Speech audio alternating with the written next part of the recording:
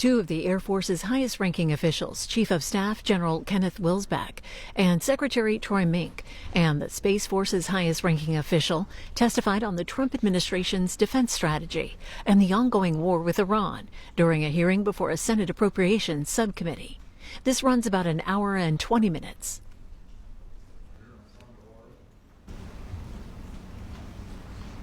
I want to welcome Ms. Secretary and Generals. I need to begin by pointing out that this will not be our last hearing with General Saltzman, who will be retiring later this summer. I'm pleased that he's going to go back to Kentucky, Bowling Green, in retirement. So, Salty, I want to thank you for your decades of service to our nation. I know both have more time for UK and UL basketball, but in the case of Western, your hometown school as well.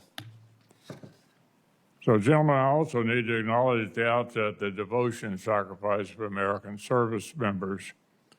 U.S. airmen have been at the absolute razor's edge of recent operations in the Gulf, degrading Iran's offensive capabilities, evading the enemy on the ground, bringing down comrades home, sustaining the joint force, and in the case of KC-135 crew over Iraq, making the ultimate sacrifice. I know I speak for the entire subcommittee in recognizing these fallen airmen, their comrades, and their families. But we're here today to review the administration's fiscal year 27 budget request for the Department of the Air Force. As I've observed in discussions with other services, major increases to top-line defense spending represent a tremendous opportunity to improve readiness and lethality across the force and industrial capacity across our whole country. At the same time, the structure of the request for the Department of Defense would put consistent funding for key priorities at unnecessary risk. Core pieces of the President's defense agenda, like multi-year procurement contracts for critical munitions, half of the F-35 program, Golden Dome, and drone dominance initiatives, are all requested as a one-off reconciliation spending, not a full year base appropriations. This is especially mystifying for multi-year procurement contracts. I mean, the need to budget for them annually is right there in the name. But it's more than just a contradiction in terms. It's also a recipe for major disruptions in the very possible event that party line reconciliation fails. The administration's choice to structure an ambitious $1.5 trillion request in this way is yet another missed opportunity to put key aspects of our common defense on a stronger and more enduring fiscal footing. Specific to the Air Force and the Space Force, a few observations. First, I'm encouraged to see the Department acknowledge the need for the E-7 Wedge Shell Airborne Battle Management Aircraft. This platform meets a current-day need with the current-day capability, and the Department's alignment with this priority is a welcome investment in resiliency as we continue to build our space-based capabilities that will serve our joint force in the future. Also glad to see the fiscal year 27 request begin to address the issue of operational readiness rates by investing more in F-35 spares. But the Department will continue to step on its own tail if it insists in housing procurement with new airframes, primarily in one-off reconciliation spending.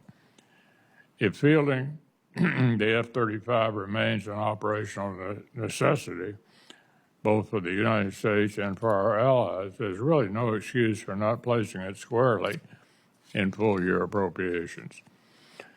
So, General Saltzman, I'm glad that this request represents a massive opportunity for Space Force procurement of key systems.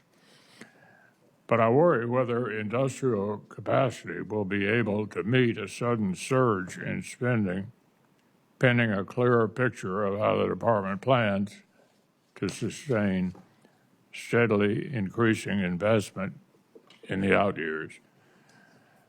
So I want to hear from all of you how the Space Force is thinking about long-term scaling. Finally, at a fundamental level, I'm curious to hear from each of you about how the Department of the Air Force is applying the lessons of the modern battlefield. I'm concerned that the Pentagon as a whole is not learning quickly enough from the battlefields in Ukraine and the Gulf, and failure to learn and adapt, particularly when it comes to force protection and counter-drone technology, has real and measurable costs. Speaking of which, there's clearly a need for supplemental funds to cover critical operational costs incurred in the Gulf, to recapture readiness, to make serious down payments against the munitions shortfalls that long predate operations against Iran. So I would encourage the administration to create such an opportunity and would hope each of our colleagues would seize on it. With that, following Senator Coons' observations, we'll move to Ms. Secretary. The two generals will make short statements and leave plenty of time for question and answer. Senator Coons. Thank you, Mr. Chairman, and thank you for our partnership and broad agreement among many of the themes that you just raised. You'll hear them reflected in my opening remarks as well. Secretary Meink, General Wilsbach, General Saltzman, thank you for your service and for your testimony here today. The Air Force and Space Force are fortunate to be led by the three of you who continue to display a good judgment and a sincere interest in doing right by our nation. I'd like to note this is General Wilsbach's first time testifying as Chief of Staff of the Air Force. Thank you in advance for your insights today. And I'll note, as did the Chairman, that this is General Saltzman's last testimony before this subcommittee ahead of your expected retirement in August after more than 35 years of service. Salty, I'm not sure you'll miss any of us, but we will certainly miss you. Thank you to you and your family for the sacrifices you've made for our nation over so many years. And I look forward to your last nuggets of wisdom today and in the weeks ahead. Over the past year, our airmen, airwomen, and guardians have operated under immense operational pressure around the world, most notably in the Middle East, in support of several operations, and currently Operation Epic Fury. Tragically, several of our air crews have paid the ultimate sacrifice, the ultimate price during this operation, and Dover Air Force Base continues to carry out with honor its sacred duty to welcome home our fallen and to support and sustain their families at dignified transfer ceremonies. As I've noted at previous hearings, our service members always answer the call and operate with immense professionalism and at the highest level of any military in the world. But it is also demonstrably the case these current operations and recent operations have strained readiness, sharply reduced important munitions inventories, and weakened our hand to respond to tomorrow's threats. It's an indisputable fact we have fewer available aircraft and munitions to respond to future threats in the Indo-Pacific as a result. Responsibility for the decision to take us to war rests with the President, who chose this war without a clearly articulated strategy in place. Congress also bears responsibility for allowing it to continue and to drift, although I am grateful for members on both sides who are sincerely interested in working to reclaim Congress's constitutional authority. Today, the Air Force and Space Force continue with long-standing modernization and readiness issues that predated Operation Epic Fury. I look forward to hearing how this year's budget request attempts to address those issues while in the context of this new war. I would love to hear how our defense industrial base is working to change behavior, to help produce on time and on budget, Can it keep up with the increased demand signal that this budget sends? And how do we bring new players, new manufacturers into an arena once dominated by just a few big primes? As the chairman and I have pointed out at each of our hearings this year, this entire subcommittee supports Ukraine strongly, not only on the merits, but also for the critical lessons we can learn from them and from collaboration and partnership. Ukraine is the world's most complex operational military environment right now. It sits at the cutting edge of air warfare and industrial base ingenuity. Low-cost cruise missiles first used by Ukraine are making their way into the Air Force budget, and I look forward to hearing more about additional efforts like this. Nevertheless, plenty in our traditional Air Force and Space Force needs improvement. Our F-35s today sit around 56% mission capable, in part due to low spare parts availability. The new F-15EXs are years delayed coming off the production line. The department has been unwilling or unable to speak with clarity on the need to upgrade our aging airborne early warning and control fleet, delaying development and delivery of the new E-7 through budget malpractice last year, and I hope we will move forward and resolve that. I also remain concerned about key munitions, particularly given that a large portion of Epic Fury has been conducted using air-to-ground and air-to-air munitions.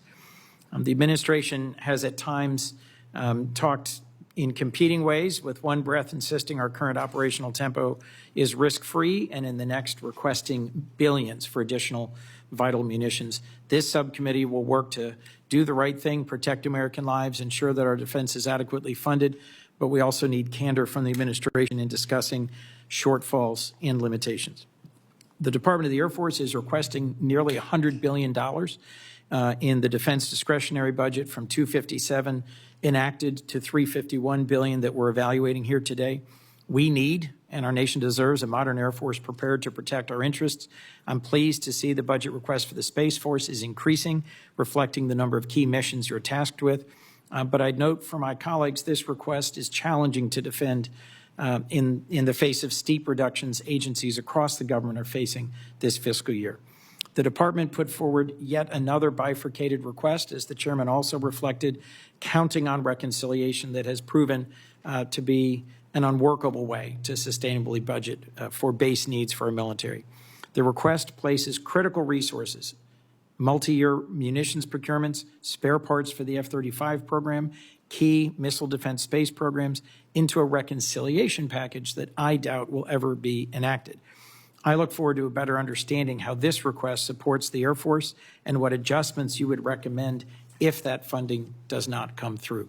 Turning to the space domain, as we've discussed, General Saltzman, the Space Force is in the process of standing up each of the pillars it needs in its approach. Your emphasis on understanding space as a warfighting domain and on space control is a critical and valued shift. At the same time, we can't lose sight of your core enabling missions in providing GPS, satellite communications, imagery, and intelligence. Without those things, the Joint Force could have a very bad day. To accomplish all these missions, we're lucky to have a dynamic space industrial base, but it is still fragile, and continuing to sole source big contracts to one vendor might profoundly harm that competition and be a serious mistake for our long-term interests. So as we review your budget request, I'll be looking for fostering competition using multiple providers, requiring open standards and architecture, and broadening and deepening the industrial base by giving new entrants a meaningful opportunity and encouraging more capacity and diversity in sub-tier providers. In conclusion, the Air Force and Space Force provide critical foundational capabilities to our nation in defending the United States. This year, more than most, this subcommittee understands and must understand your goals in building this budget, whether or not it's realistic to grow this fast, and the smartest ways to reprioritize your budgets in the case that reconciliation does not occur. Thank you very much, Mr. Chairman. I look forward to the testimony. Thank you, Senator Coons. Gentlemen, why don't we go ahead in the order that I suggested, starting with you, Ms. Secretary, if you could make it as brief as possible because a lot of members want to ask questions. Right ahead. Chairman McConnell, Ranking Member Coons, Chairman Collins, and distinguished members of the committee, thanks for the opportunity to come down and talk about the FY27 budget request. So I'm proud to represent the 680,000 airmen, guardians, and civilians of the Department of the Air Force, as well as their family and their loved ones.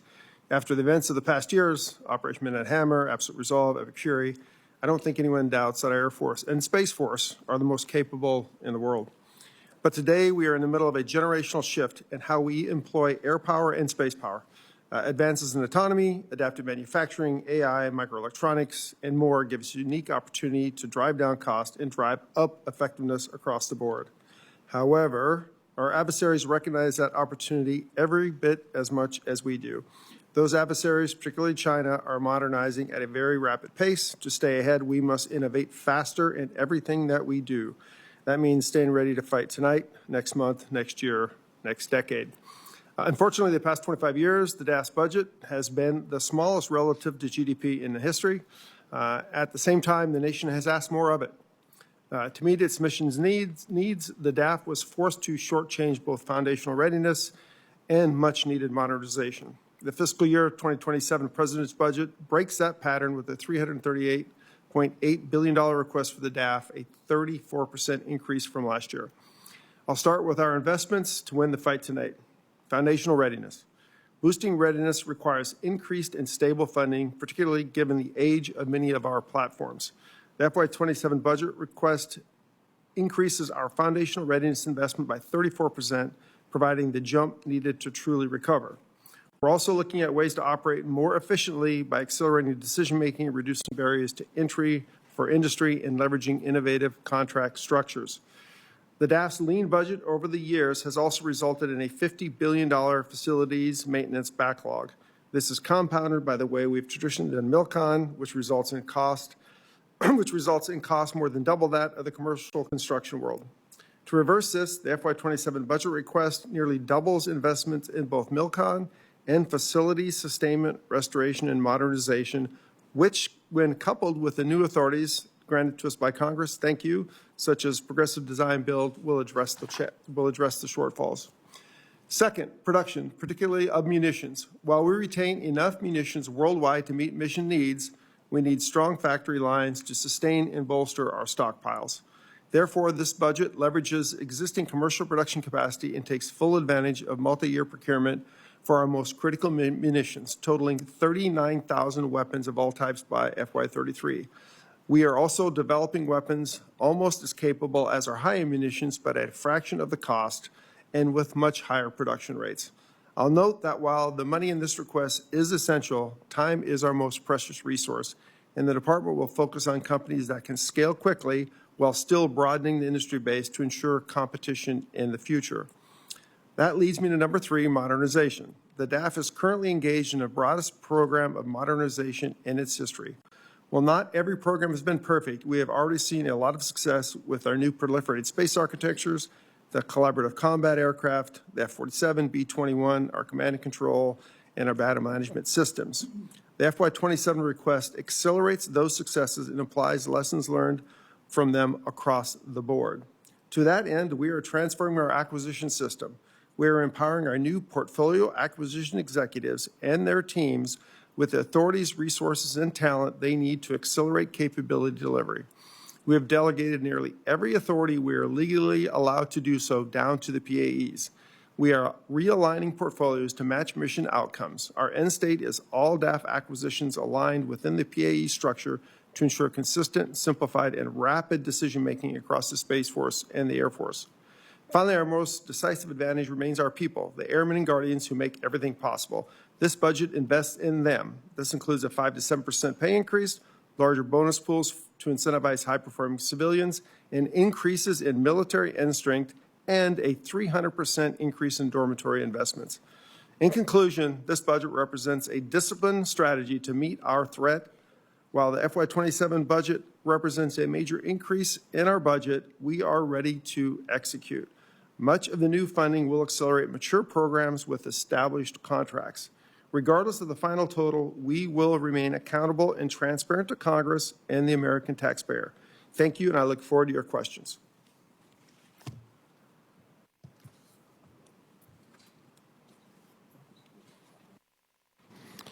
Good morning, Chairman McConnell, Ranking Member Coons, distinguished members of the committee. I'm proud to represent 665,000 total force airmen serving our nation. Thank you for the opportunity to appear before you today and your continued support to airmen and their families. United States Air Force exists to provide the nation with decisive options at both speed and scale. Every day, our airmen deliver that capability by controlling the air, holding targets at risk, moving forces and supplies across the globe, and underpinning the joint force with these combined efforts. As illustrated in recent operations such as Operation Midnight Hammer, Absolute Resolve, and Epic Fury, they do it professionally and without pause. We operate in an environment where distance no longer guarantees sanctuary, networks are contested, and adversaries are fielding capabilities specifically designed to deny us advantages we've relied on before. That reality drives our focus toward three priorities: readiness, modernization, and taking care of airmen and their families. Readiness is the ability to generate combat power quickly, operate in contested environments, and sustain operations over time. Today, our airmen are meeting the mission, but are always doing so while managing significant strain. We are flying aircraft that in many cases are older than airmen who maintain them. We are operating at a high operations tempo across multiple theaters and doing so while preparing to be ready for any future conflict. Our fiscal year 2027 budget request prioritizes restoring depth to our force by increasing funding for flying hours, munitions, and maintenance, and advanced training that reflects the reality of today and tomorrow's fight. Weapon system sustainment funding increased to over $24 billion and flying hours to nearly $10 billion. We are focused on readiness that continues to remain credible and can deliver effects. Modernization is not only about replacing old platforms with new ones, but evolving how we fight. Speed, survivability, and decision advantage will define future conflict. It requires a force that is more connected and adaptable. To this end, we are increasing our research and development funding by 27% to over $57 billion. The fiscal year 2027 budget request will accelerate our modernization programs. We are advancing the F-47 and collaborative combat aircraft to increase combat mass and complicate adversary targeting. We are upgrading our current fighter fleet to ensure it remains viable while also investing in long-range strike, advanced munitions, and resilient command and control. Additionally, our nuclear enterprise remains foundational. Investments now will sustain the modernization of the triad through the Sentinel, B-21 Raider, and upgrades to the B-52 and the E-4B. These capabilities ensure that our deterrence remains credible and ready. Third is taking care of airmen and families. We ask a lot of our people. Frequent moves and operational stress take a toll. Our Air Force continues to invest in improving options for health care, child care, and spouse employment. Therefore, our budget request strengthens quality of life. We are executing the largest investment in our dormitories in over a decade of $2.7 billion in FSRM and $330 million in MILCON for a total of $3 billion. We are looking for solutions to meet housing needs to our families with a request of $1.3 billion while funding new construction projects to address child care capacity shortfalls by adding over 1,700 additional child care spaces. The Air Force exists to be the best possible fighting force for our nation. We are building a force that can operate under pressure and deliver effects anywhere in the world. That requires sustained investment, disciplined choices, and an unwavering focus on our people. With your support, we will ensure they have the tools, training, and the backing they need. Thank you. I look forward to your questions. Thank you, Chairman McConnell, Ranking Member Coons, distinguished members of the committee. Thank you for your support for the Space Force and our nation's guardians. As the past year has demonstrated, space is more vital than ever to our economic prosperity, our national security, and the effectiveness of the joint force. However, our adversaries are constantly working to take away our military and economic advantages in space. To defend our nation's interests in space, the Space Force must do more than grow. We must evolve to meet the challenges of this new era. To that end, the FY27 budget's landmark investment of $71.1 billion for the Space Force represents a generational opportunity to position the force to meet the rapidly expanding threats and demands of the nation. And I know some of the budget increases being considered sound big, but the Space Force budget in comparison to other services will still be less than 5% of our nation's total military spending, an extraordinary value and return on investment for the nation. That investment is a critical down payment to meet the accelerating demands on the service.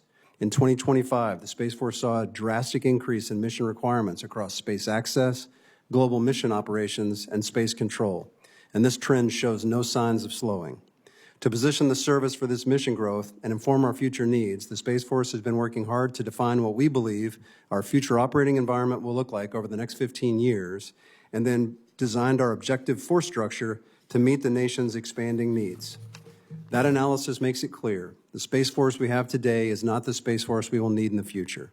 Increases in the service's budget and end strength are a national security imperative. That is why the FY27 budget boosts our top line by 130% and our end strength by 27%. The proposed budget, paired with this increase in end strength, will allow the Space Force to recruit and train the Guardians we need, build vital space capabilities for the joint force and the nation, and provide the support and infrastructure that the mission growth demands. In order to execute all of our expanding missions, it is imperative that we responsibly and effectively convert this increased appropriation into combat capability and warfighting advantage. Unlike the other services, the majority of our budget, nearly 2/3, is dedicated to developing and fielding new systems instead of personnel or operations and maintenance. And that is why the Space Force is so focused on taking advantage of this once-in-a-generation opportunity to enhance our acquisition processes, all with the goal of accelerating the fielding of vital combat space systems at the speed and scale required for each mission. To that end, newly empowered portfolio acquisition executives are positioned to make better and faster program trades, expediting our ability to deliver combat-credible systems on operationally relevant timelines. We're simplifying our approach to requirements, bolstering our relationships with industry, and ensuring our vital Guardian workforce is expertly trained in the complex task of acquisitions. Unlike other services that are modernizing existing systems, the Space Force cannot modernize what it does not have. We are creating some of the innovative capabilities for new missions from the ground up, particularly in space control, where we are investing in all categories of counterspace systems necessary to deter and defeat aggression in space. Additionally, we are aggressively pursuing more resilient space architectures that can withstand attacks and continue to operate through extended conflict. But the added manpower, missions, and capabilities require commensurate increases in the structures that support them. So the FY27 budget request also includes required MILCON to ensure our Guardians are fully supported. The Space Force has laid the organizational foundation, defined the compounding threat, and delivered the blueprint required to counter it. Now we must build those structures and systems to ensure space advantage for years to come. Although our growth request looks large in the vacuum, the request is actually quite small relative to the overall budget. With the continued advocacy from Congress, our Guardians stand ready to deter aggression, protect our space-enabled way of life, and if called upon, fight and win. As I conclude my final presentation to this committee as the CSO, let me say thank you for enabling our successes and for the opportunities to highlight the exceptional work that our Guardians are doing every day to secure our nation's interests in, from, and to space. I look forward to your questions.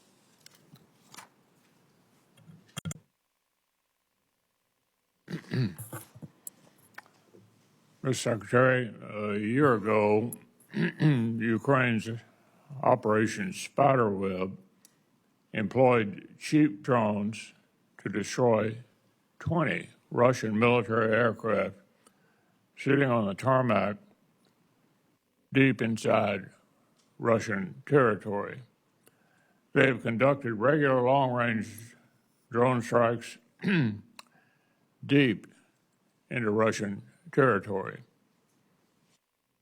Switching to another part of the world, earlier this year, Iran struck 5 KC-135 and 1 E-3 on the ground at Prince Sultan Air Force Base in Saudi Arabia in drone and missile attacks.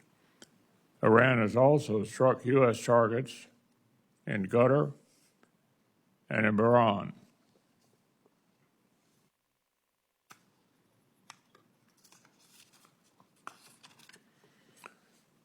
So why has U.S. military been so slow to adapt to the changing nature of warfare?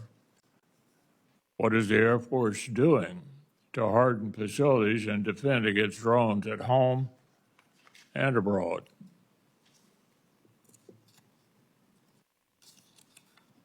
Thank you, Mr. Chairman. I agree with you. It's 1 minute longer.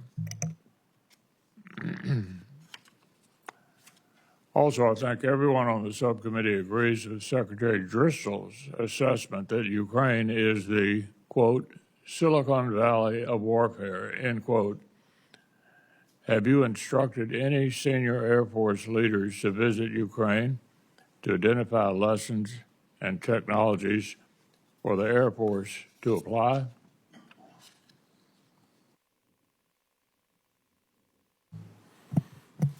I have not instructed anybody to visit Ukraine, but the teams are either visiting Ukraine or visiting manufacturers that are supporting Ukraine, or I'm actually going to EUCOM in a week or so to again get more information on what's going on over there as well. So I think we're well versed in what Ukrainians are doing and what the Russians are doing and the threats. And I agree with you, Mr. Chairman, that this is one of the more significant threats, particularly in the CONUS, right, where we have to date treated those as sanctuary locations and have not done a lot to defend against them. But that's changing quickly. We are in the process of prioritizing the bases and starting to field equipment. I think on the order of 14 bases we're focused on in the near term, all the way from the command and control and the monitoring systems to do sensing around the base, as well as various kinetic, non-kinetic, and directed energy type weapons that we're working closely with Task Force 401, which is requesting a significant increase in funding going forward to procure the various types of weapon systems going forward.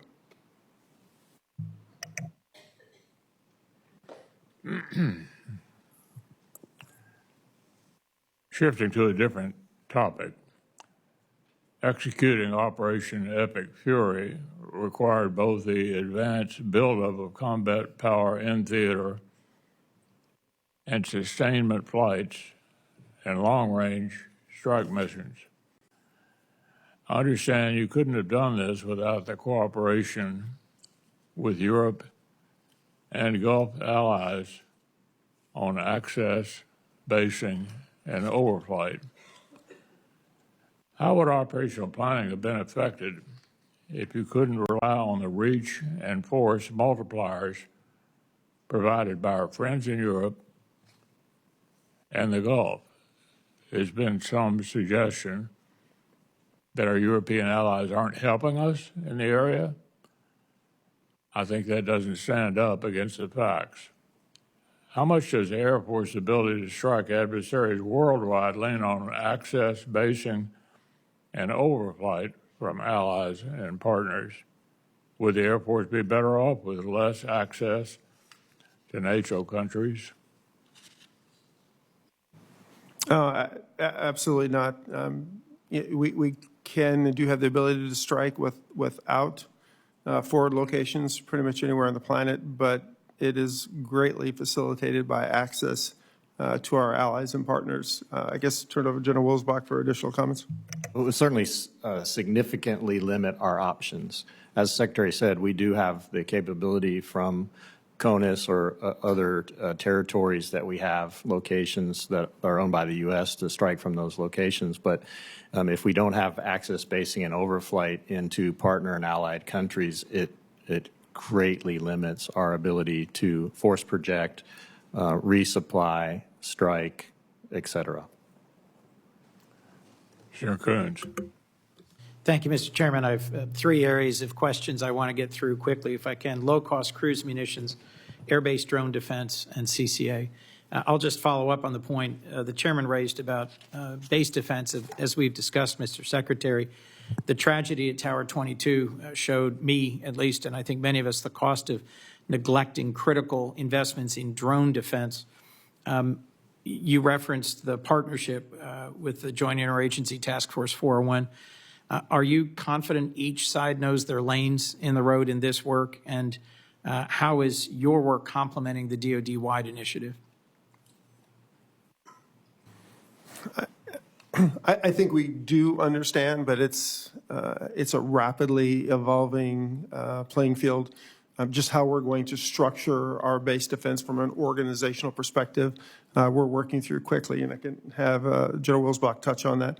But it's a rapidly changing field, but I think we have good relationships with them. I think we are laying out our priorities closely with them on what basis we're going to field well, so I think that relationship is going well.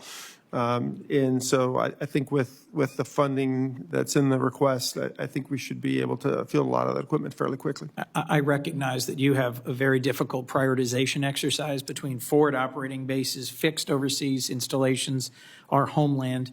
And as you answer, if you could just say, is there any authorities, resources, and support from Congress you need to get after this problem, and where are you most concerned we're not doing enough? Thank you for the support that you gave us in past years on the authorities, and I think the authorities are in a good spot right now. Overseas, we have no limitations, especially where there's active combat happening. There's no authorities limitations there. In fact, the rules of engagement there are exactly where our warfighters would like them to be. In the CONUS, we now have the authorities that we need to defend our bases, and so at the current time, I don't suggest we change those authorities. With respect to the question you asked of do people know where their lanes are, absolutely yes. We actually sit in on the JTF 401 meetings, and we take that back to the air staff, and then can propagate the Air Force part of JTF 401 for our own means. The entire Department of War has about $10 billion in this 27 budget request for a counter drone, counter UAS technology, and that'll be really important for us to bolster. This year in the CONUS, we're going to stand up capabilities at 26 of our key installations for the Air Force. Previously, that was 10, so we're going to more than double that. Thank you. I do think this is an absolutely critical mission for all of us. As we've discussed, this committee strongly supports Ukraine. I'm encouraged to see the extendable range affordable missile, low-cost, long-range cruise missiles going into production. And I'd be interested briefly in what you think we've learned from the ERAM, whether the family of affordable mass missiles will be entering procurement and sufficient to meet our demand. And General Wilsbach, given your previous service in the Indo-Pacific, how will that help us in the China scenario? And how do you plan to use variants with allies and partners in the region where the tyranny of distance makes co-production really essential? So the FAM missiles are on track to start production in September of this year, so that's good. What we've learned from seeing these not only in the Middle East but also from what's happening in Europe is we can see the value of mass, the ability to produce at a much higher rate that gives you that mass. And the mass is important because it complicates the other side's defenses. They have to honor every one of those munitions. And when you have a lot of them, they will end up using their exquisite defenses to shoot those weapons down, and eventually we're going to get some through. This is true in any theater that you might want to employ these, to include the Pacific. I'll just reinforce what the chairman said about the lessons learned in Ukraine deserve your attention and engagement. And I'm encouraged by this production, and I'm hopeful that it'll demonstrate that we're learning one of the key lessons of Ukraine. Last on the CCA program, if I might, Mr. Secretary, this program is growing by over $1 billion. I'm not yet convinced it'll be the low-cost and attritable platform it's meant to be, and recognize a lot of the detail we can't discuss here. But what steps are you taking to ensure this program's held to cost and schedule metrics that are solid? And how are you protecting against enthusiasm for the concept of operations, accidentally shielding the program from hard decisions? And then last, how will we integrate our allies into this program? So it's a really good news, right? The platform is on schedule. They are sticking to their budget targets, and the performance is actually in many ways better than what we expected. With respect to keeping that cost down going forward, we have competition, we have open standards that allows to bring in separate contracts for different pieces of the hardware and bring on additional contractors, everywhere from the avionics to the aircraft bodies themselves and engines. So we're really trying to make sure we have a very modular open structure which will drive those costs down going forward. And we are working closely with the allies. Matter of fact, the allies are doing investments in systems that are similar to what we're doing in the U.S. Been very optimistic. I don't know that any of those things would be considered truly attritable, But if you look at the cost trade with an adversary of CCA with a number of long-range weapons on there compared to the aircraft they might throw against them, it's a really good cost trade for us going forward. And I would just one final thing back on the family of the FAM weapon systems. Across the FIDEP, about 60% of that 30+ thousand weapons are coming from there. So that tells you the level of investment. 60% of the weapons going forward across the FIDEP. Thank you. Thank you both. Thanks, Mr. Chairman. Senator Collins, followed by Senator Baldwin and Senator Kennedy. Thank you, Mr. Chairman. Mr. Secretary, I'm pleased to see the Air Force's continued investment in the F-35 modernization, which includes the engine core upgrade and the power thermal management upgrade. In Maine, the Pratt & Whitney facility in North Berwick employs more than 2,300 people and plays a critical role in producing and sustaining the F-135 engine. This impressive facility has made substantial investments in workforce capacity to support the long-term success of the F-35. So here's my concern. The administration is proposing that a significant portion of funding for both of these modernization programs be done through a third reconciliation bill, a bill that may never happen. For example, of the $154 million request for the power thermal management upgrade for the engine, only $10 million is requested in the base budget. What is the impact on these programs if they are not fully funded in fiscal year 2027? And what would be the implications for the defense industrial base? Thank you, Chairwoman. And I agree, it's a phenomenal engine that Pratt builds for the F-35. And we continue to modernize that engine going forward to make sure it can keep up with the rest of the aircraft. Yes, the FY27 budget request is a combination of base and reconciliation. We did not prioritize to execute the mission that we are asked to do. The total request is required. If we do not get the total request, then prioritization will have to be done within the budget we do get, and that'll be a continual dialogue with the Congress going forward.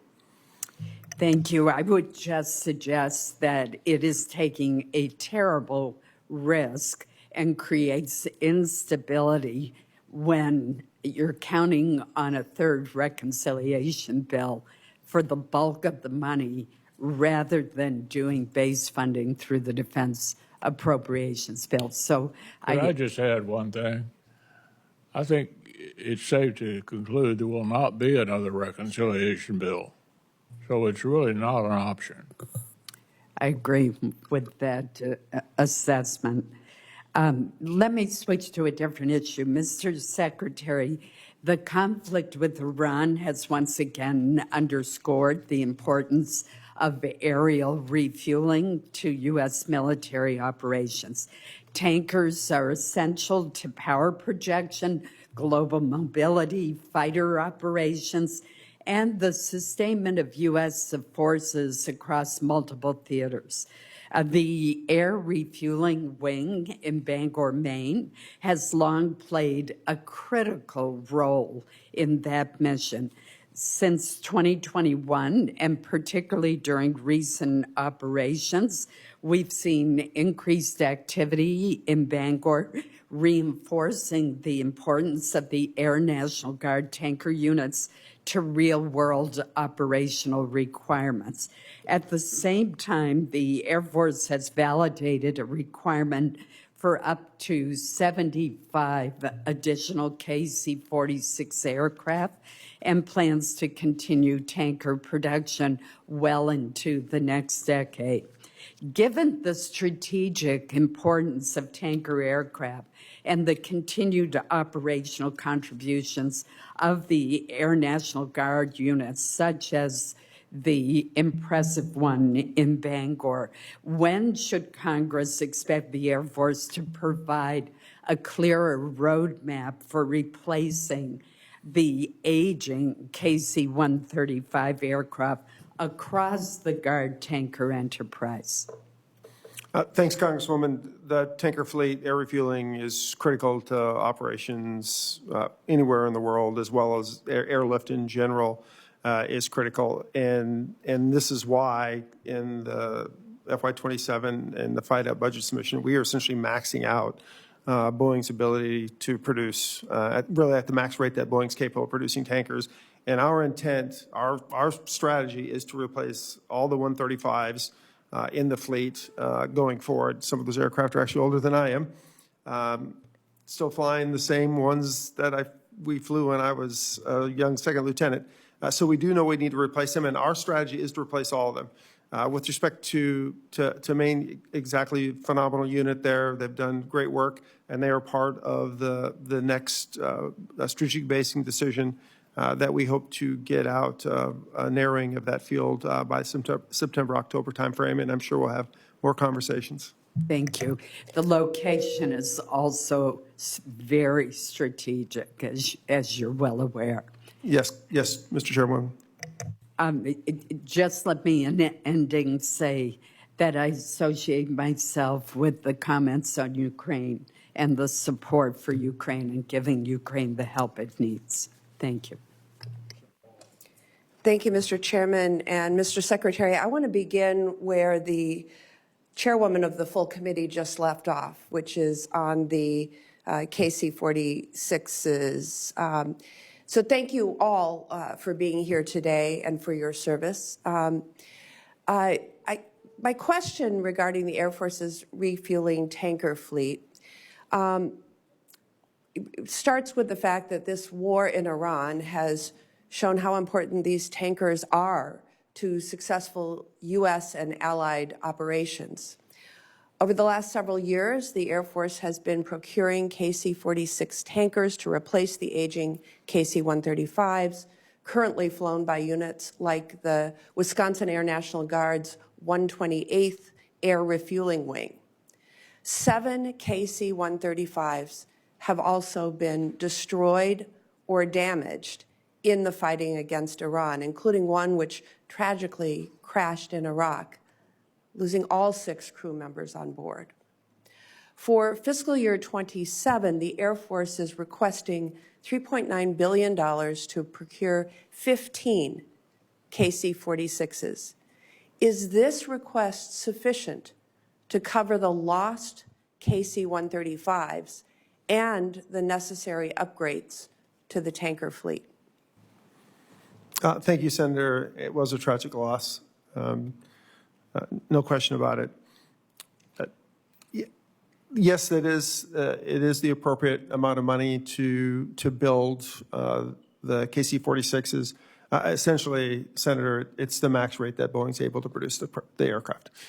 So basically, we are producing them as fast as we can with the intent of replacing, again, all of the KC-135s in the fleet as we build out over the coming years. With respect to the losses, there was 1 aircraft that was a total loss. The other 6 aircraft, we believe, are in the process of being refurbished and will be back in inventory. But nonetheless, these are old airplanes, and we're replacing them as quickly as we can, as a contractor can build them. So you believe the 6 damaged or destroyed aircraft will be returned to service? Yeah. The 1 has been lost. The other 6 we believe will be returned to service. Is that correct? Yeah. Okay. Do you anticipate that gap as they are returned to service and the loss of the other 1 will impact how will it impact which units the Air Force will select for upgrades to the KC-46s? I can ask General Wilsbach to ask the impact to operations. It won't, again, it won't necessarily impact the basing decisions, although it could potentially be a factor as we go through the strategic basing process. So I guess it could potentially, depending on how long they take to repair, but that'll be considered as part of the strategic basing process. General Wilsbach, with respect to the operational impact. And can you add how long you think it will take to refurbish the 6 aircraft? So some of them are already flying. In fact, most of them are already flying. Some of them had a one-time flight to have further repair, but some of them are already back in service, and then the ones that had the more significant damage will take a year or two to get fixed. But I anticipate that they'll be back eventually. And as far as the operational impact, certainly after they were initially damaged, we had a very short-term impact to the ability to generate tankers, but we surged forward other tankers to fill those gaps, and that's what we're doing now as well. So there's very little impact to the tanker loss. Okay. Next, I want to ask you, General Wilsbach, about the readiness of the Air Force's F-35 fleet. By all accounts, the F-35 has performed well in the war with Iran. Unfortunately, only about 50% of the fleet was available for operations when the war began. What is the status of Air Force efforts to improve the combat readiness of our F-35s? Thank you, Senator. Yes, the F-35 has performed marvelously in Epic Fury. And you're right, the aircraft availability averages out over the course of time at about 50%. But the jets that we actually had forward performed much, much greater than that. And I don't want to say the number because it's classified, but it was meeting standards for sure forward. What that tells us is that when you prioritize the funding for the parts and the weapon system sustainment, the jet flies really well. And that's why in this budget we have $24 billion for weapon system sustainment and $10 billion for flying hours and $4.5 billion for the working capital fund, which funds the necessary parts and weapon system sustainment. A large portion of that is for F-35, but it's for all of our fleet so that we have the parts for the aircraft so when they come back and they need repair, our airmen can put the parts in and the jet can get back in the air. And in closing, Mr. Chairman and Madam Chairwoman, I want to associate myself with your comments and concerns about the fact that a large part of this request is in the partisan reconciliation measure, not in the base budget that we are putting together. So I'm very concerned about that. Yield back. Thank you, Mr. Chairman. Mr. Secretary General, thank you for your service. Mr. Secretary, I want to start with you. Is not the Air Force Global Strike Command at Barksdale Air Force Base the most spectacular thing you've ever seen in your life? Yes, Senator. I was actually, when I was active duty, I was part of the Forerunner, which was Strategic Air Command. So when are we going to address the staffing shortfalls there? So I'll look to the general for a little bit, but we are having briefly.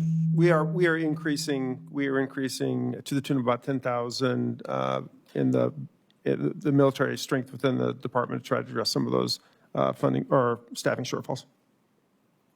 Briefly, sir. The 27 budget has dollars in there to increase the end strength for the Air Force, as the Secretary noted, and that will allow us to get after a lot of the shortages that we have. The staff at Global Strike Command is certainly one of them. Other shortages that we have with maintainers, et cetera, those are all, the budget request will allow us to take care of those. General, before I ask this question, I don't like to do it this way, but this will be an exception. I'm going to give you a point of view about what's going on around here. I know you hear all the happy talk, but I'm going to try to explain what's really going on, in my opinion. I could be wrong, but I doubt it. The president has pointed out that we have a crisis in defense and we need to spend a lot more money. I mean, look around. He is, of course, correct. He's asked for 42%. It's going to be tough in regular order to do that amount. But Republicans want to spend, we haven't come to a final conclusion on the number, anywhere from 20 to 25, 27% more in the budget on defense. My Democratic friends in the Senate, and they are my friends, have said privately, that's swell. We want to spend an additional amount of money on welfare. Now, they're smart people. They know that we can't do that, and we're not going to do that. If nothing else, it would explode the deficit. And besides that, as they know, we don't have a crisis in welfare like we have a crisis in defense.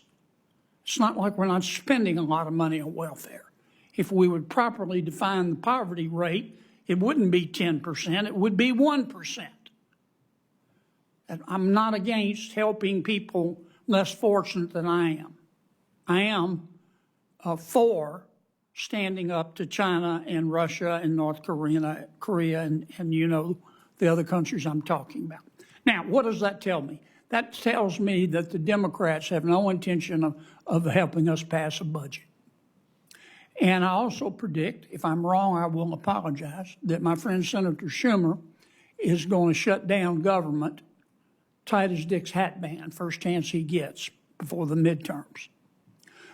We'll be shut down. Eventually, we won't stay shut down. We will come out of it at some point.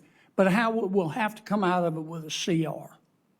How's that going to impact the Air Force's ability to protect this country? Because my Democratic friends, and they are my friends, want to play politics before the midterm elections.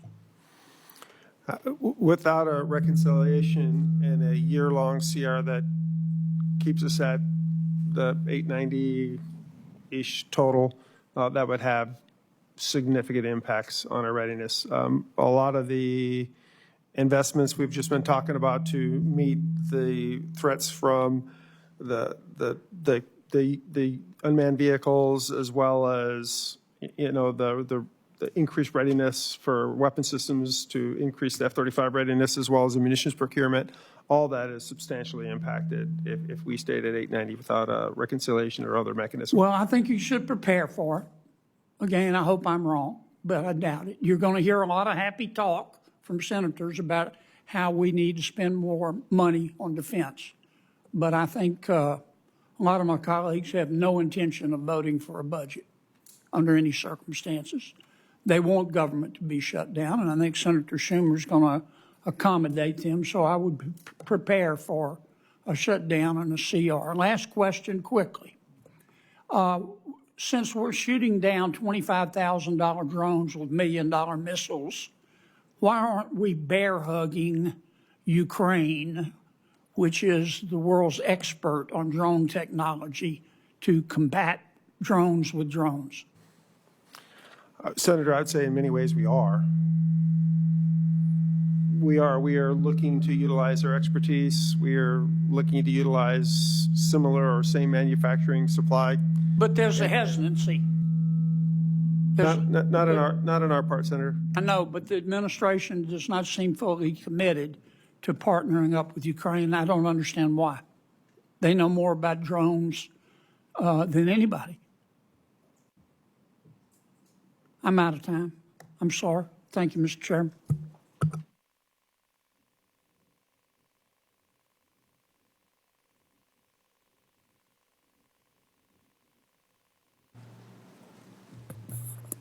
Senator Bozeman, followed by Senator Hovind and Senator Capito. Thank you, Mr. Chairman. And Mr. Secretary, we had a good Air Force caucus briefing last week, which I think everyone really enjoyed. One of the things that we discussed was the additional authorities provided by Congress to counter drone incursions over installations within the United States. Can you tell us the impacts that these drone incursions have made on the mission, and also what additional authorities would be helpful would be needed to protect our infrastructure, airmen, and guardians? I would say the impact to operations to this point has been minimal. I'm more concerned about the potential impact to operations if the drone operators, regardless of who they are, got more aggressive. With respect to authorities, I think we're in pretty good shape. If I could, let's let General Wilsbach touch on it. The Secretary is right. A minimal impact at this point, but we are giving up intelligence to people that are flying drones on our facilities. If we ever run into one with an aircraft, it's going to significantly damage it. It could cause it to crash. And so that's my greatest concern. And of course, we all saw what happened to the Russians with a drone attack. And so it's very cheap to fly a drone and attack a very expensive platform. So we need to be able to defend every one of our bases. And we are, in this budget, we're asking for additional funds to increase eventually to get every single base covered with a defensive system that can detect and defeat any drone that would come to our base. We have the current authorities to do that. Good, very good. I've heard from each of you on the need of more flexibility with the multi-year procurement efforts that have been provided to the department. I understand that you all have made progress with using the authorities for things like munitions, procurement. General Wilsbach, can you speak to the progress being made on these authorities for multi-year procurement? And are they allowing the Air Force to succeed in munitions procurement? Yes, thank you, Senator. So we have authorities right now for JASSM and LRASM. We'd like to expand that to other weapons systems like the AMRAAM and the JADM. There's a number of others that we would like to expand to. We believe that it creates a stability for the industrial base, the defense industrial base, that creates what I say is good behavior by them that benefits us. So they can hire the right number of people, they can facilitize, they can line up the supply chain because they have that stable environment. And what that means to us is we get the equipment that we've ordered on time, on contract, and at the rate and the volume that we need. Right. General Saltzman, are you experiencing the same thing? Or? Yes, Senator, the multi-year procurement is vital because it creates stability for the vendors, which allows them to invest their own money in facilitization, which improves our ability at speed and scale to deliver capabilities. So the stability is just essential to success. Very good. Last week we discussed the E-7 wedge tail and how it would complement the efforts of the Golden Dome. General Saltzman, can you explain how the E-7 wedge tail would be beneficial to integrate into the space-based airborne moving target indicator as we build out the Golden Dome? I think my experience in combat tells me that when you have a tough situation, the more capability you have, the better. And I think these are complementary systems that will only make more options available for air battle management and moving target indications. Very good. Again, General Saltzman, what capabilities, missions, and operational demands are driving the growth that you have in the budget? And can you speak to why this level of expansion is necessary at this time? Well, I'll start with why it's important, and that's because the threat's important.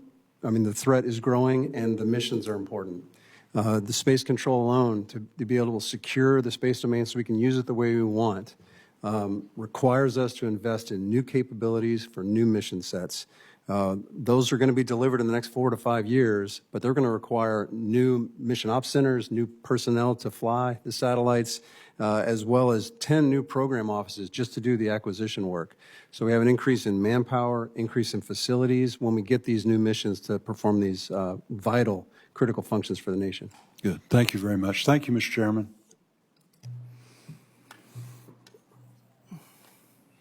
Thank you, Mr. Chair. Secretary Meink, I want to follow up on Senator Kennedy's concerns because I very much share them. If we're not able to do a reconciliation and we continue to work to get the regular funding through in terms of the budgetary process, isn't it vital that we have a supplemental right now to make sure that we have provided funding for our global military operations? Thanks, Senator. It's vital that we get the full budget request. Again, all the things we've talked about here are because of the increase to the Department of the Air Force's budget. With respect to supplemental, right now will come out of the OMB in the White House, and the DOW is working with OMB on options, but I can't speak to supplemental. Right. But it is vital that we get funding to our military for all of these purposes. And the longer we go at a lower level of funding locked into a CR, the bigger problems we're going to have. Is that a fact? It is vital that we get the resource we're requesting. So anybody Absolutely. talking about this and not recognizing that fact is not stepping up and supporting the needs our military has at a very dangerous time in the world. Isn't that true?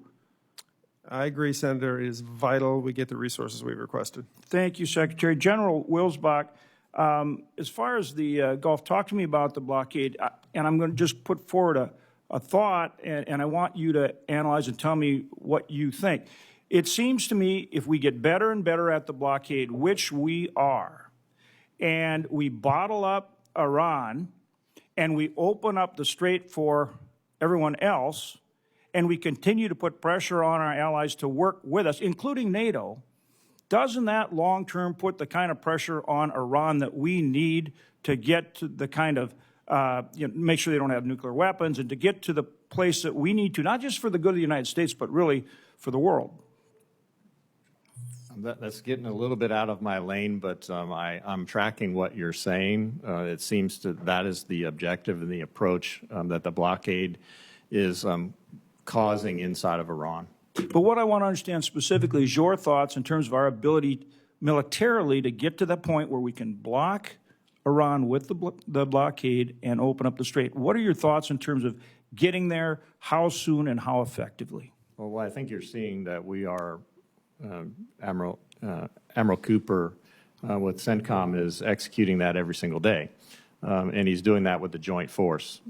And the Air Force is providing strike capability overhead as well as intelligence, surveillance, and reconnaissance. So that's the Air Force part of that mission. Yeah, and in fact, this committee is going to meet with him in the SCIF today and talk about that and other things. So, but I do want to highlight what you're doing over there, how incredible it is, and that this is a strategy. I mean, people have to have some patience, but this is a strategy that can work, can solve an existential crisis, and over time, energy prices will be lower. And if we're not out there talking about it, how can we expect people to say, hey, yeah, we do have to hang in there and get it accomplished? So we can't just have those conversations in the SCIF. And that's why I do want to bring it up to you, as well as to acknowledge the incredible work that our men and women are doing over there. And I'm sure glad our two Apache pilots are safe. We're losing a lot of MQ-9s over there, or I better be careful. We've lost some MQ-9s over there. That production line is closed down. Back to the funding issue. What are your thoughts on how we cover that base? Well, first of all, the MQ-9 has been a tremendous capability that we've used very well inside of Epic Fury, and they've conducted a lot of extremely high-risk missions that we would choose not to put a manned platform in, and they've been very effective.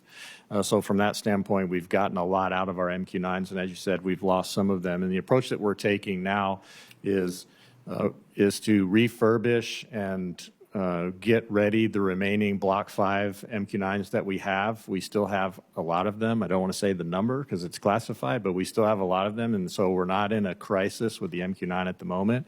And then we're also looking at a more affordable option that provides a lot more staying power even than the MQ-9 with respect to on-station time, which we believe will be a lot more economical and will provide essentially the same capability that an MQ-9 does for less money and for a longer period of time.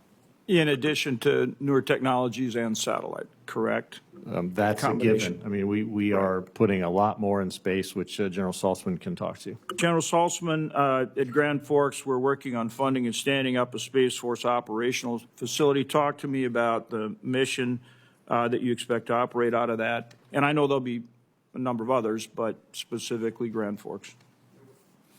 Thanks, Senator. We're focusing on the proliferated constellations up there. So that'll be the space-based sensing and targeting, missile warning, missile defense, and the Space Data Network all take advantage of that ops center that we're putting at Grand Forks. Thanks to all of you for the incredible work you're doing.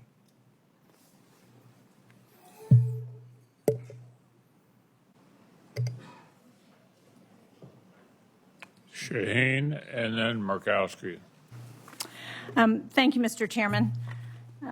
Mr. Secretary, we had a chance to talk a little bit about the KC-46, and I understand it's come up from a number of people at this hearing, but I did want to reiterate what I understood you to say when we had a chance to talk about this at the Air Force Caucus, because New Hampshire is the home to the 157th Air Refueling Wing. It's the only KC-46 wing in the country to reach an initial operating capacity. We're very proud of it, as you can tell. And I know that you talked about the KC-46 in your written testimony and the investment of over $1 billion in the program. But as we know, the remote vision system has continued to have issues. I understand that they're getting very close to a resolution, and that will be incorporated in the new planes. But my concern is how you prioritize those planes that are already operating in terms of retrofitting with the new remote vision system. So can you speak to how you see those planes being addressed in terms of the retrofits? I think the good news, I think that we're proud of you. We're proud of the unit as well, Senator. I think the good news is that we believe we've fixed and have tested the new 2.0 vision system, and that we should start rolling that into the production line in 28. I think your concern goes further than that, is how do we get to the planes that are already out there? And we are working through the strategy for that, but it is essentially going to take a significant mod to the airplane to do that. Whether or not we can do that in the field or we do that as part of depot, we're just working our way through that. General Wilsbach, anything else on that? Can I just ask you to address, as part of your comments, how you'll view those planes that are already out there? Are you looking at the first ones who were fielded, or what's your priority? We haven't set the priority for which actual aircraft gets the upgrade, but what I'll tell you, Senator, is the KC-46 is performing magnificently, even with, we know the current vision system isn't what we ordered, and that's why we're getting the 2.0 version of it. But even so, it's flying fantastically. It's been doing a great job in Epic Fury and really all over the world. I actually just had a chance to fly the aircraft myself, and I can tell you it's a phenomenal aircraft. And when we get the deficiencies solved, it'll be even better. Well, I certainly agree with that, and I hope that as you're thinking about how you're going to retrofit those planes that are already operating, that you will think about which ones have been on the ground longest and maybe therefore more capable of, and it may be more important to address that RVS system. General Saltzman, we will miss you as you retire. As I was saying briefly, last month, a group of senators traveled to the Arctic. We visited Bittervik in Greenland, and it was very impressive to see the operation there, to see the work with NASA to identify black holes. I was very impressed with that, to see the cooperation with our Danish and Canadian and Greenlandic partners. It was nice to hear that that is going so smoothly despite some of the challenges.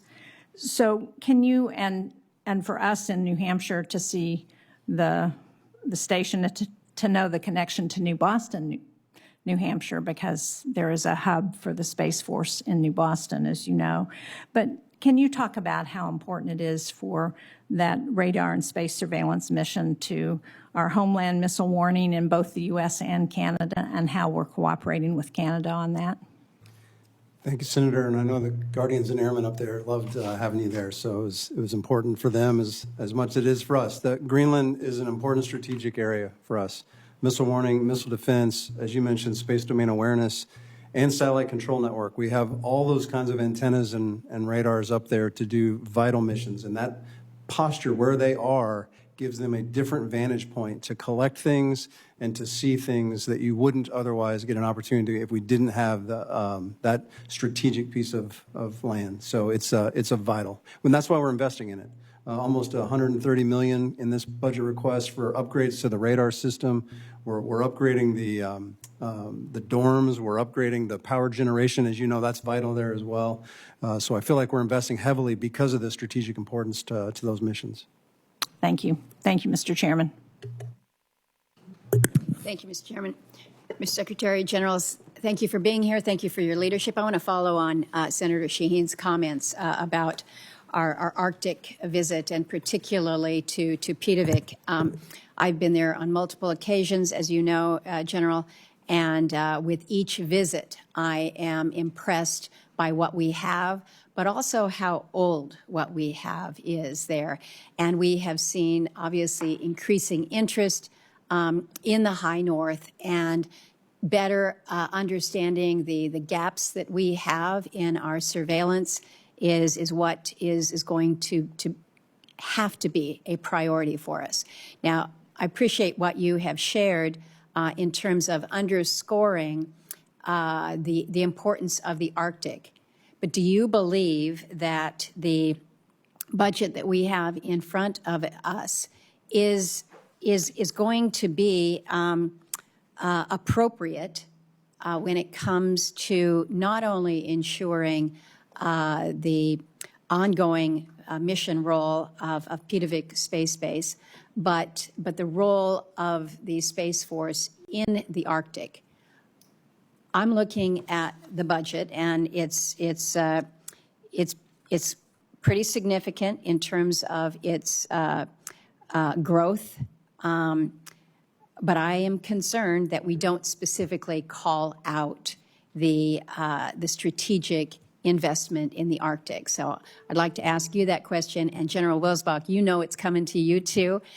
So I'd like to just hear from the two of you whether you think that this budget adequately reflects the ongoing priority of the Arctic at this time. Yes, Senator, I believe it is. I believe there are substantial investments. We may not call out specifically the investments are in support of the Arctic, but the posture that we have in the Arctic, in Alaska, as you all know, in Greenland in particular, and even in our northern tier bases, accomplishing missile warning, missile defense, space domain awareness, vital. And we are upgrading the systems to make sure we get rid of some obsolescence. These are older systems, our legacy ground-based radars. We want to digitize them and make them relevant to the future fight. And this budget does invest along those lines. General Wilsbach. Probably the biggest example I can give you is the fighter town recapitalization at Elmendorf of almost $7 billion to recapitalize the fighter side of that base. And that is a significant amount of money to create a very strategic spot for the fighter aircraft that we have stationed at Elmendorf. And then the other is the weapon system sustainment for the F-35s, which should improve the readiness of the F-35s. So between Elmendorf with the F-22s and Eielson with the F-35s, and the strategic location that Alaska is, where you can get those jets anywhere in the northern hemisphere in about 9 hours of flying time, that's a strategic point, and to invest in those two bases is increasing our capability to make those moves happen at the time and place of our choosing.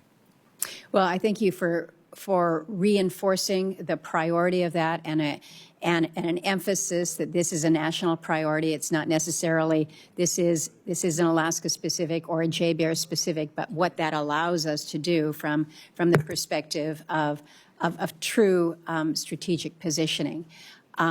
It was I think important for colleagues, many of whom had never been to the Arctic, to understand how this North American connect between Alaska, Canada, and then Greenland, how working together we are able to have a position of not only leverage but also a domain awareness that doesn't come with just increased assets on the ground in Alaska.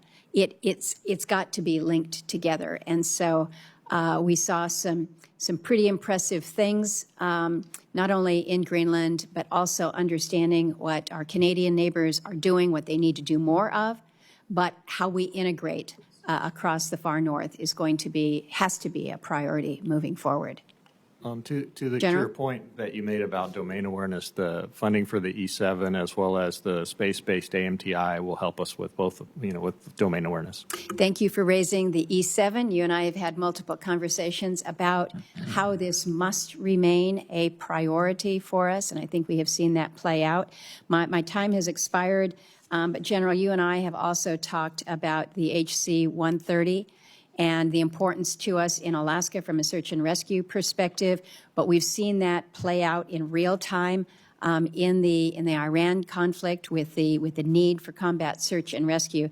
So I would just hope that you are able to confirm the HC 130J Combat King 2 fleet, that's going to be sustained nationwide to continue these important missions.